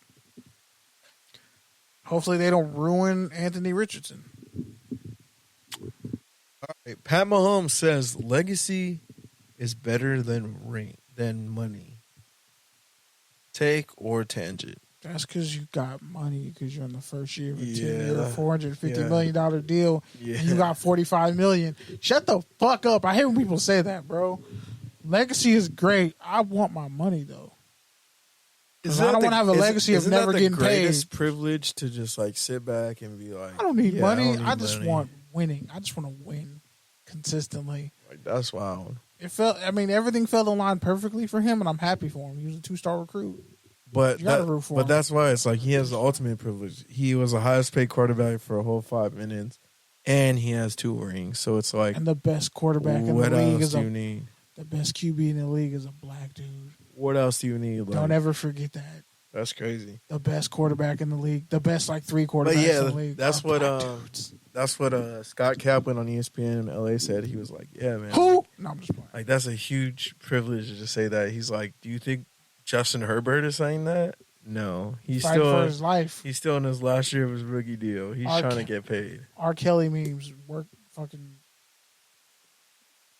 for his life because they won't give him a decent right tackle. Don't give that Chargers social media any ideas because they will do that. San Diego Superchargers. That shit was lit. Though. Chargers are unhinged. They really, I like it. I dig it. I dig the chaotic neutral. All right, fair or fade. Terrance Crawford and Errol Spence finally happening. Fuck. Thought we were never going to get here, y'all. Thought it was never going to happen because boxing is cheap and they don't like making the right fights. We finally got Haney Lomachenko. I thought that shit was never going to happen. Hopefully we get Shakur Stevenson and Haney down the line, or Stevenson and Tank. But those three human beings need to fight each other. Finally, PBC does the right thing. They didn't have the money last year in 2022. That's why the fight didn't happen. Maybe Canelo will stop dodging black fighters now because he's done it his whole fucking career after Mayweather. And he'd be dodging low-key cats who whooped his ass, like the last dude who beat him for his belts. You don't even want to fight that guy. You don't even want that belt back. I'm just saying, Canelo out here ducking people in the golden prime of his career. We just let that shit happen. Mayweather didn't duck nobody like that. Yeah, he did. He still took the fight. He may have waited a couple years. 10 years later. Doesn't fucking matter. The motherfucker's hands didn't work. Motherfucker's hands were brittle. He couldn't knock you out, but he'll hit you 47 times. Have you swinging that air looking stupid. What's worse? A dude just knocking you out, or a motherfucker who knows they can't knock you out, but they can hit you 187 times, and you just swinging that air looking dumb. I mean, the Pacquiao and the De La Hoya fight happened like 5 years too late. It's just business and money. And he was in legal trouble.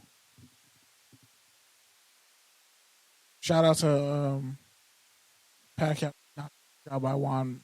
Devontae Adams still has a lawsuit from the incident where he bumped into a camera person. Pushed? I wouldn't say bumped into. Forearm shivered? Get the fuck out of my face. Whatever. He pushed dude. Accosted? Dude fell. And so Adams still has a lawsuit from that worker.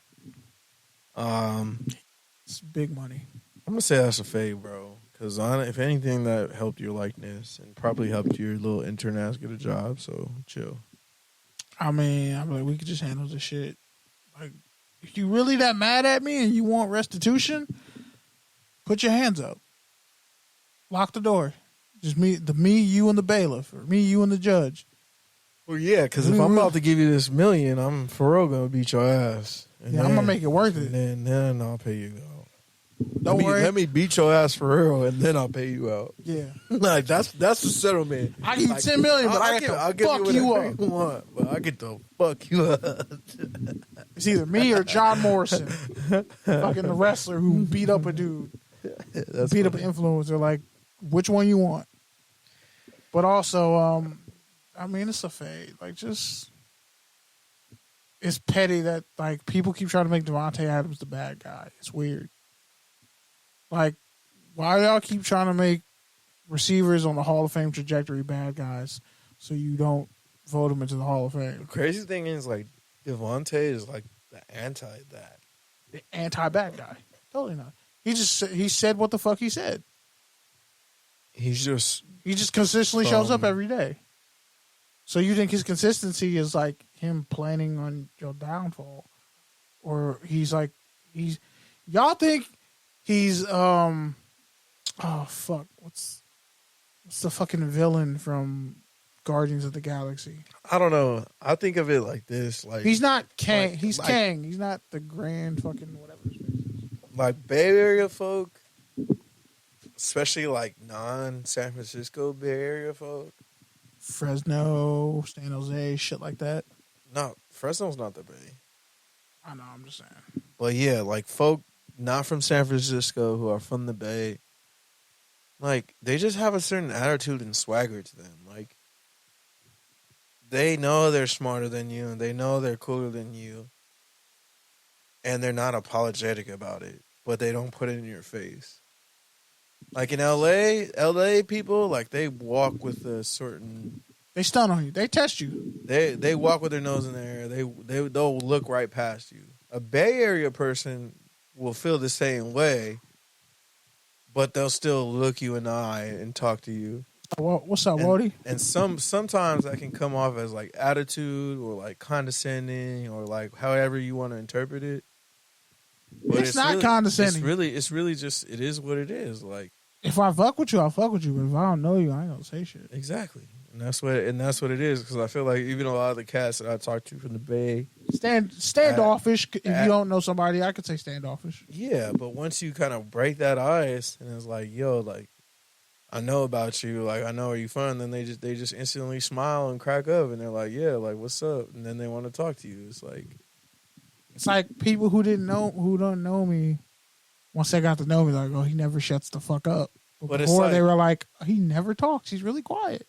But I mean that is what it is. Like you never know what you're gonna be around in the Bay. It's a place where you could be around the richest of the rich and the poorest of the poor. So people have that exterior to both, be present and enjoy their life, but like to also protect themselves. So I get it. I've always understood it. That's why I've always fucked with the Bay. But like to other people, it can rub them the wrong way, but factually, they just got to get over it.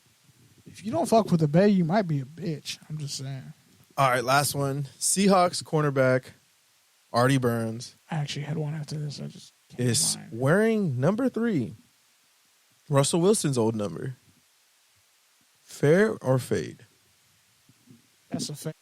Say it with Derek Carr and Aiden Didn't dude get O'Connell. cut last year? He got cut a bunch of times. He gets cut all the time. He's a first round pick. He gets cut all the time. All I'm saying is, like I said with Derek Carr and Aiden O'Connell, number 4, the body's not even cold yet, bro. Miami has finessed more corners in the league that ain't done shit than probably any other team. For sure. Besides Ohio State. They're still living off fucking old glory that's like trash. Yeah, but I'm going to say it's a fade because, like, literally Russell Wilson won the Super Bowl. What? The Seahawks' only Super Bowl? So what are you going to do? Not retire his number? Did he win it or did the defense win it? Either one. He lost. Either one. He won one and he Bowl. got the second one there. He got them to the second one. He single-handedly lost him that game. He did, but he also got them there. Marshawn Lynch would like a word. The point is, he's still the only quarterback to win a Super Bowl with their team. And the fact that you're not going to retire his jersey is just some Carmelo Anthony Nuggets level petty. Because guess what? 10 years down the line, some other person, quarterback, is going to want to wear number 3 and will probably be good. And then we'll be in an awkward situation to where it's like, well, we were going to finally embrace and honor Russell Wilson, but now this other dude is way better. So, yeah, pretty much what I'm saying is the Nuggets need to reconcile with Carmelo Anthony. Sure, but they won't. The NBA did Carmelo dirty. And Boogie. And bro, the fact that Tristan Thompson was playing, I was like, come on, bro. They gave this man Boogie could have got them buckets there. I'm saying, if Boogie and Melo were still in the Lakers, they don't have so many fucking stretches where they blow 10-point leads because nobody can fucking score. And Dennis Schroeder, I don't understand why he's in the NBA. He's not that bad. Wouldn't say he's like not in the NBA bad. I'd rather have John Wall, but yeah. I'd rather have fucking Terry Rozier. Ugh. But yeah, Terry Rozier's not that bad. He had a good year. Exactly. At least he's faster. And he knows how to get to the fucking cup. Dennis Schroeder is pretty fast. He knows how to get to the cup. Dennis was bouncing the ball off his fucking nutsack out of bounds. Bouncing the ball off his knee, off his toe. Okay, we already went on my Lakers. All right, Kenny, go ahead. Get to your rant. All right, cool. It was the High Evolutionary. That's the villain in Guardians of the Galaxy 3. I haven't seen it, even though everyone around me has That's public seen it. knowledge. That's not even a spoiler. They said he was the villain, so you should probably go fucking see it since you don't see Marvel movies. I'm just gonna pirate it at this point. Bro, stop being a lazy bitch and go to the gallery and watch it. Spot me, cash out me movie I'll spot money. you. All right. I'm in. I'm going tomorrow. Is it not the Gardena Cineplex? Nah. They might close that down, which is kind of sad. Well, yeah, finish your... We'll go after I get my pupils dilated tomorrow. See That's going to be fucking wild. You're going to see a bunch of blurry globs. Probably. Looking like fucking amoebas fighting each other. Like, it's going to be the best non-drug related trip of my life. But, yeah, so my nephew's birthday, Isaiah, he will be 2 this Saturday. wow, that was fast. Feels like it's been forever in these 2 years. And it also feels like I have no time. I put together his potty chair. I was so proud. It was like a top 5 moment for me. It took me like less than 10 minutes to put the shit together. But like, I was so happy when I saw him sitting on it. Like, he does this little dance. Like, he shimmies when he's sitting. Like, he'll shimmy if he's eating. And shit just warms my heart. I just think about, like, how he got here, the fact that he was born on a podcast day. Born on a Thursday. Finally, like, forgave me for being in the hospital for a week. Like, he's talking to me now. He's, like, hugging me and shit. Like, we're cool again. He was mad at me for about 10 days. But, yeah, I'm excited about that. I'm probably going to take him to Chuck E. Cheese because he's a big-ass 2-year-old, but, like, I can't have him around 3- and 4-year-old at Sky Zone and shit. Like, he's not really ready for that. Like, enjoy the full experience. So, mostly, yeah, man, I'm just excited. He's getting bigger every day. My blood sugar's under control. I don't fuck with my primary care doctor at all. I'm trying to find a new one. Hey. Like, for those of you who have doctors and, like, they just fucking shoo you out the room and all that, like, for real, like, find a doctor who, like, you're comfortable with and you don't feel like you're just being rushed out the office like it's fast food and shit. And Sure preferably one that, like, isn't microaggressive towards BIPOC people. That too. Even though he technically is one. It's weird. It's a weird fucking conundrum. It's like, bro, why are you like this? I'm just saying, it's statistically proven that Doctors BIPOC people get overlooked by doctors all the time. they think we actually have higher pain thresholds, which is a fucked up one about black people, like doctors, white doctors in particular. So black people just have higher pain thresholds. So when we tell them they're in pain, we're in pain, they really don't believe us. We just got boogity and years of being neglected and having to figure shit out on our own. It's both. It's literally both. Like, Cinderella just fucking killed a black lady and her baby like a month ago. They're fighting that lawsuit. No, but right I'm now. just saying, like, yeah, we were ignored by the medical system for like 200 years, and we had to figure shit out. Well, like 300. And then when we got to be doctors, they wouldn't even let us be in the same wards. We had to go fucking sit in the basement and a boiler. I'm just saying, our people of color had to figure out some shit because nobody was coming for us for a long time. So yeah, it's not a higher pain threshold. It's we had to figure lack shit of out. humanity. Yeah, out of lack of humanity, exactly. Like, yeah. But anyway, We don't trust y'all motherfuckers. That's why black people don't go to the doctor. And Mexicans too. It's really bad. I noticed with like older Mexican cats. It's like, motherfucker, your arm.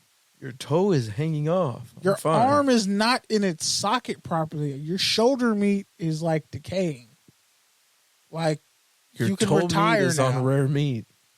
Your knees, Medium rare. Your knees look like a fucking And wishbone. they still be going to work. Like, why? You can get disability, bro. Just retire. Then you stop working and you end up fucking dying like 2 days later. It's weird. Yeah. Like, that's a weird conundrum anyway for like, yeah. Like, actually, like, I felt bad when I couldn't go to work. And my mom was like, motherfucker, your health comes first. But I was like so wired to just go back. I was like, I don't want to fucking be useless. And I'm like, damn. You know your value's not connected to a job, right? I mean, for you, I think the hard part is like you're not on salary, so you miss those hours. But yeah, so it's like like if you were on salary, like I definitely would say your health is first. But it's like, you got to do some more moving and shaking. But mostly, yeah, it's crazy. Like this Memorial Day weekend, bro. I know Summer's here. Wow. It came very quickly. I was not prepared. It feels like we went from March to fucking June, like nothing. It feels like we went from December to fucking June. Like my birthday Yeah, passed kinda. like that. Yeah, And I didn't even feel February. I I didn't feel even feel March. Like I January normally was do. kind of drawn out, but that's because we had a lot of shit going on. But February and March was like a I hot feel shot. like February February to June was like a hot shot for sure.